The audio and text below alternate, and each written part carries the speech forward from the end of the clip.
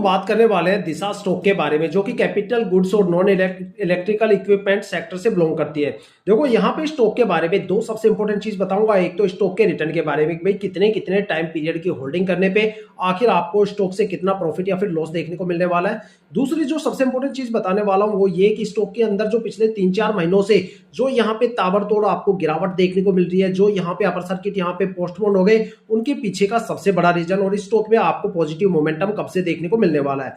तो सबसे पहले अगर स्टॉक के रिटर्न के बारे में बात करें तो देखो हमारे इंडियन स्टॉक मार्केट में ना ज्यादातर पब्लिक इन्वेस्टर ऐसे होते हैं जो स्टॉक के बारे में ज्यादा से ज्यादा क्या देखेंगे, उसके फंडामेंटल के बारे में, उससे ज्यादा अगर वो क्या देखेंगे भाई उस स्टॉक के होल्डिंग पैटर्न के बारे में। लेकिन वो कभी भी ये नहीं देखते कि भाई स्टॉक ने पिछले 5 साल में आखिर स्टॉक मार्केट में क्या क्या रिटर्न दिए हैं और इस स्टॉक के कितने कितने टाइम पीरियड पे कितना कितना रिटर्न हमें देखने को मिल सकता है। ठीक है, और यही चीजें मैं आपको यहाँ पे बताने वाला हूँ। लेकिन उससे पहले मैं आपको थोड़ा सा स्टॉक के होल्डिंग पैटर्न के बारे में बता देता हूँ। यहाँ पे जो प्रमोटर की होल्डिंग है पिछले साल 74.82% थी, जो इस साल भी 74.82% है। और अगर यहाँ पे डीआईआई की होल्डिंग की बात करें तो 8.02% थी पिछले साल, वो इस साल भी यहाँ पे थोड़ी सी बढ़ के 8.06% हो गई है।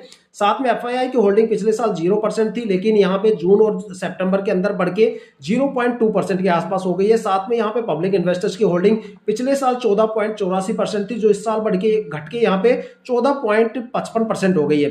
तो देखा जाए तो होल्डिंग पैटर्न प्रमोटर्स की होल्डिंग काफी ज्यादा है। डीआईआई और एफआईआई के भरोसे कभी बैठना मत, क्योंकि जब भी मार्केट में गिरावट होती है या फिर कोई भी ट्रेडिंग विंडो क्लोज होती है तो सबसे पहले एफआईआई वहां से निकल के भागती है और मार्केट में गिरावट का मंजर बन जाता है। ठीक है, तो यहाँ पे अगर बात करें स्टॉक के रिटर्न के बारे में, तो अगर आप स्टॉक को 1 वीक के लिए होल्ड करते हो तो यहाँ पे आपको 3.25% की गिरावट देखने को मिलेगी। 1 मंथ की होल्डिंग पे 8.5% की गिरावट देखने को मिल सकती है। 3 महीने की होल्डिंग करने पे 10.5% की गिरावट देखने को मिल सकती है।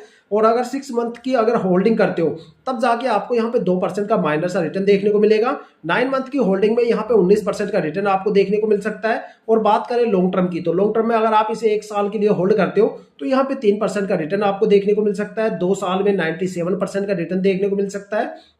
और अगर आप स्टॉक को 3 साल के लिए होल्ड करते हो तो यहाँ पे 188% का रिटर्न आपको देखने को मिल सकता है। अगर आप स्टॉक में 4 साल की होल्डिंग करते हो तो यहाँ पे आपको 312% का रिटर्न देखने को मिल सकता है। देखा जाए तो आपका पैसा 3 गुना। और अगर आप स्टॉक में 5 साल की होल्डिंग करते हो तो 230% का रिटर्न यहाँ पे आपको देखने को मिल सकता है। ठीक है, देखा जाए तो स्टॉक के अंदर जो एक अच्छा खासा अगर आपको रिटर्न लेना है तो स्टॉक में लॉन्ग टर्म के लिए होल्ड करना पड़ेगा। शॉर्ट टर्म में सिर्फ एक ही टाइम ड्यूरेशन से 9 मंथ की होल्डिंग जहां पे आपको रिटर्न देखने को मिलेगा। इसके अलावा आपको यहाँ पे कहीं पे भी रिटर्न देखने को नहीं मिलने वाला। आने वाले टाइम में इसके होल्डिंग पैटर्न बता रहे हैं कि और भी ज्यादा रिटर्न आपको देखने को मिलने वाले हैं।